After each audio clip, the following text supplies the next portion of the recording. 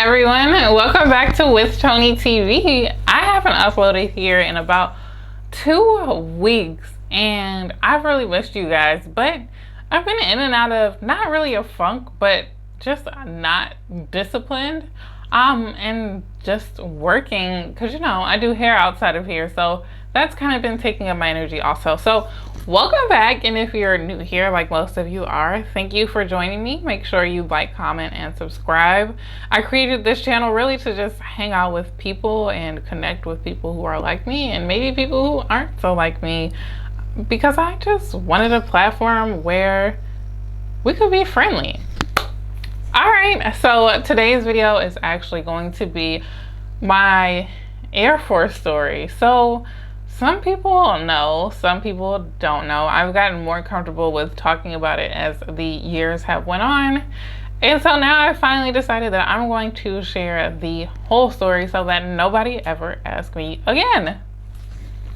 Now this setup is a little different than my usual living room setup, and I like it there more because it's more casual and it's kind of just like a little hangout spot. But I was already recording a video in here, so I figured why not just record this one here instead of having to move all of my freaking lights. Okay, so this story actually takes place about 10 years ago in 2011. It'll make 10 years since I went to basic and left basic in November. Wow. All right, so this story is a little dark to me, which is why I have to take a deep breath before telling it. So let's start with how I even took an interest in the military. Most people would think that I took an interest in the military because I have family in the military, or because really that's it. I think, or well, most people either have family in the military or they come from an immense struggle where they have to get out of their current circumstance, and the military is the best way to it. But for me, it was a little bit different. So I never really took an interest in joining the military until I got to 11th or 12th grade of high school. And during that time, I would say I was pretty depressed. I was a very different child. I had a few core friends, but outside of them, I pretty much stayed to myself. Nobody really knew what I was going through mentally or emotionally. And one day I saw a recruiter on the stage in the cafeteria, and it was almost like this light bulb went off, like, perfect. If I want to get away from my hometown, I want to get away from all these people that I can't stand. Some blood, some, associates that I've met throughout the years. But I was in a situation where I didn't like home, I didn't like school, I didn't like the area that I lived in. So I wanted to go away, or get away, I should say. So I see this recruiter, and it was a done deal from there. We start doing the paperwork. I tell my parents, I'm like, hey, I want to go to the Air Force. Can you sign off on this pretty much? And eventually both of them did sign off on it. Because I was 17, I couldn't just go ahead and sign my own paperwork. But fast forward to graduation, and then November following graduation, I was actually 18 at that point because my birthday is in October. We ship off to basic training, and it doesn't really go as planned. So I think the worst advice that I was ever given by my recruiter actually was to blend in. Let me be clear. You cannot blend in basic training. Even if you are a mute, they will see you. It is their job to notice every single person in their flight. Okay, so let's talk about the actual experience there, because that's where all of the struggle comes in. So I get to basic training the first night. Everything's fine. I'm like, all right, let's blend in. They yell at you as soon as you get off the bus, and it's the middle of the night, pitch black, maybe like 1 or 2 a.m. But yelling doesn't really faze me because I've been yelled at my whole life, to make it simple. So you're yelling. I'm like, all right, not like you're gonna give me a whooping. So them yelling didn't really bother me. I knew in the back of my mind, like, these people can't assault you, they can't really harm you, so what's the big deal? Everything goes as planned those first few nights. Then we go to uniform issue, and this is when everything changes. So the first hiccup was that they make this announcement saying that they have run out of women's shoe sizes. Now, I don't know if they were larger women's shoe sizes or all women's shoe sizes, but mine was gone. The problem with me is I already have, even though I have long feet, I have narrow feet, which means I need women's shoes because men's feet are naturally wider. So we go over to the men's shoes for our boots, and nothing is fitting me right. Nothing. And then, unbeknownst to me, these people who are helping me with shoes are other airmen that just completed basic training that are on holdover until they can be moved to their technical training. So this one guy in particular says, oh, your boots will shrink up after being in the mud at Beast Week or whatever the case. And I don't know any better. I've never put on combat boots. The material of them looks completely different from any shoe I've ever put on. So I'm just like, okay, well, these people know best. I'm thinking that it's somebody, you know, who had this long-lasting military career. They know a lot more than I do, and really they're just a kid like me. So I end up with these boots that are entirely too big. Like, as I march, I could feel it was secure around my leg because of the laces, but the boot would shift back and forth as I would walk. So a lot of times my shoe was ahead of my foot, and it would end up like clipping people on the ankles. And if you don't know anything about an ill-fitting shoe, which I didn't know much about either, is that they can hurt your feet. You need to buy your right size. It doesn't matter if they're too small or too big. They are going to cause harm to your foot in some way, shape, or form. So that kicked in pretty quickly. I started to get an immense amount of foot pain. But then I also had a pair of Asics that I purchased from Marshalls. If you haven't heard of Marshalls, Marshalls is a discount store that often receives goods that are either A, overstock, B, don't pass quality inspection for one reason or another, or C, it's been negotiated to create a cheaper item to sell in these discount stores. So I have these Asics, and I'm thinking I'm doing the right thing because they're Asics. They're made for running. But what I didn't know is that these were actually, it's a word I'm looking for and I cannot think of what it's called, but they weren't up to quality. They weren't up to standard. So they were made poorly. There was somebody fill me in the comments if you know the word I'm looking for, like a malfunction or dysfunction, deformity, one of those words. So for the 2 weeks, because it really was only 2 weeks that I was in training, my feet, my shins, and everything are an immense amount of pain. Now, shin splints are normal, but this, somebody who didn't have shin splints ever in life, I didn't know what this was, and I think this was a little bit deeper than shin splints. Then, on top of my foot pain, I got sick. So they run the air conditioning pretty much all year long. They didn't cut off the air conditioning until December. So I was sleeping in my sweatsuit, which was a horrible idea. I was sleeping in my sweatsuit to go to bed so I could trap in some of the warmth, but I was also wearing those same clothes outside. So you're getting up at 5 something in the morning when it's cold outside and you have on the same clothes that you slept in and probably sweat in. So then I came down with a sinus infection. Between my sinus infection and my feet hurting, and honestly never being an athlete, I had a poor run time. When you don't work out, you really don't have that much airflow going through your chest, so you're getting exhausted quicker. So I had a poor run time, sore, very painful feet, and now a sinus infection. And with those 3 things, they sent me to medical to be evaluated. So at this point, they draw blood, and on top of all of my other issues, They issued me a antibiotic, I believe, for the sinus infection, and then they also tell me that I'm anemic. Who knew? But I'm really gonna say that I was anemic because, you know, we're girls, and that also happened around my time of the month. So it's not a surprise that your iron count may be a little low. But all of this is going on, and then they finally send me for a follow-up. Honestly, the follow-up for my doctor's appointment is still a complete blur. Like, I have no idea what transpired, what we talked about. And then after that one, they say, well, you know, we can't put you on another profile. You're not allowed to be on a profile back-to-back in basic training.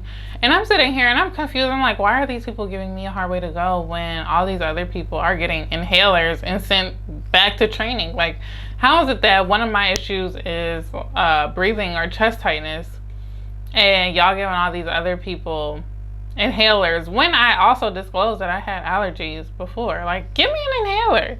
But instead they gave me a hard way to go. So you'll see that I'll probably say in the future that joining the military wasn't for me, and 10 years later I absolutely believe that joining the military is just not meant for me. But it's been a long journey. So after they say that they can't put me on, well, I think what happens, actually, if I think back, they did put me on a second profile, but because you're not allowed to have a profile back to back in basic training, they then send me to medical hold, and that's when everything starts to get real. On the bus ride over, there were some airmen who had gotten on the bus. Now, this is just a bus that services the whole base. So we get on the bus to go over to med hold, and some younger airmen, like, their career, I mean, at this point, like, they were working in the actual Air Force. They weren't in training. So he's like, oh, you guys going over to med hold? And we're like, yeah. And he's like, well, just, you know, I went there before too. Keep your head up. It'll be fine. And I kind of went in one ear and out the other. I didn't remember that until, like, later on that somebody had even given that advice. So I get to med hold, and it's completely different. Like, everybody is injured. Everybody has some sort of ailment, issue. I met people there who had cerebral palsy, and it's like, they really let you in the military. This is very noticeable. I met people there who had forms of ADHD to where they couldn't function without their medication, everything else. And then on top of that, people would tell stories about people who struggle with mental health and wouldn't make it out of there, so to speak. I really don't want to use the word, but you know what I'm trying to say. Also, that place is, I don't think they have med hold anymore, but when they did, it was like you were in limbo. Like, you pretty much live day in and day out in these old dorms where you go down to lunch, you go to medical appointments, I think sometimes can go up to the library to read, I think sometimes you can go up to the library to read books. But other than that, there wasn't much to do. I think every once in a while you got a movie. I don't know. So while I'm there, they send you down to the doctor again. And I think this is a doctor that deals specifically with people in med hold, because I don't remember having to go back to the actual hospital for this one. And so I'm telling him what's going on. He has me walk across the little room and walk back. And he says, now here's the thing. Oh, before I get there, let me put in the part that I disclosed with them. And I was like, well, my pediatrician told me that I have fallen arches, or may have fallen arches. So he has me walk across the room and walk back barefoot to see what my feet look like. Doesn't really say anything, and he goes, well, here I have two options for you. Either you can apply for a waiver, which takes up to 30 days and it's not guaranteed, or you can go home. And in that moment, I don't think I had to decide that day. I remember being in the med hold dorms, and I was praying, and I was like, God, what should I do? And actually, this was one of the times where I heard God's voice louder than ever. And I just heard a voice that sounded so much more certain than my own conscience. And it said, go home. Like, loud and clear, go home. So when I had that appointment again, I was like, okay, well, I'm going to go home. And the way that I rationalized it was because even though you apply for a waiver, one, I wasn't convinced that I had fallen arches. What I was hoping by disclosing that information was that they would give me an evaluation and tell me if I had fallen arches, or if it was something like needing a boot reissue or needing to get better quality sneakers, because that is actually an option. You may notice, I don't know what form it was on, but there was a form I was reviewing where boot reissue was an option. So I was like, no, I don't want a waiver. If those are my two options, I'm going to go home, because I'm not going to sit in this place that clearly drains people's mental health for another 30 days potentially to be denied. Now, however, another tip, you're getting paid the entire time you're there. So if it ever comes down to having to sit in limbo for approval of something, unless you're like me and you're like, my mental health is worth more than this, say yes, because you're going to get paid extra 2 paychecks at that point to do absolutely nothing. And that is the one time in your life that you'll do absolutely nothing, and there won't be a boss hovering over you telling you that you need to be doing work to get paid. So if it comes down to that, just say yes, wait on the waiver, and know that every day you're getting paid to be there, if that helps you balance out your mental health a little bit more.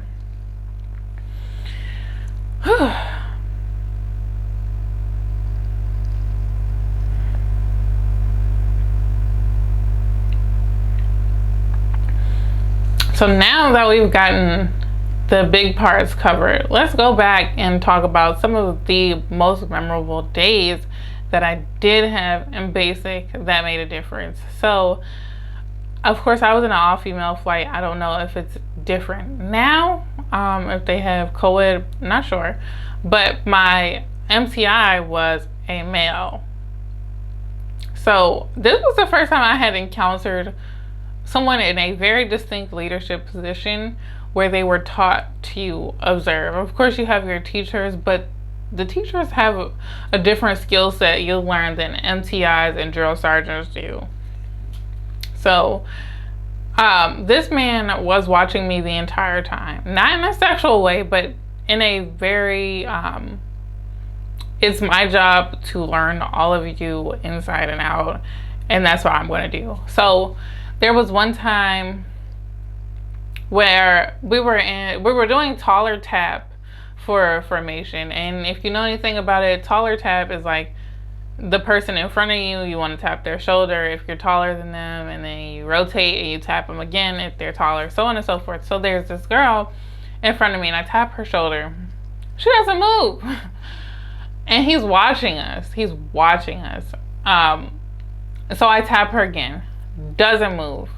He's still watching, and I tap her again, and I'm like, she doesn't move. So I'm like, move. And that was exactly what he was waiting for. And he's like, oh, you got an attitude, do you, Harding? And I'm like, no, like shaking. I'm like, why is this man talking to me? I'm trying to like be invisible like my recruiter told me to. That's when I realized you're never invisible. So after that, he started to take note of my personality type, and he noticed that he couldn't really get much of a response out of me most days. Like, I was stone cold. Even as you guys can see me talking in this video, like, my face is very flat. You don't get much of a reaction out of me. But then one day he asked me a question. I have no idea what the question was. I can't remember. He was shorter than me, and he was standing directly in front of me, and I can't remember the question, but I get flustered when I don't know the answer, and if I'm about to get in trouble for not knowing the answer, hello.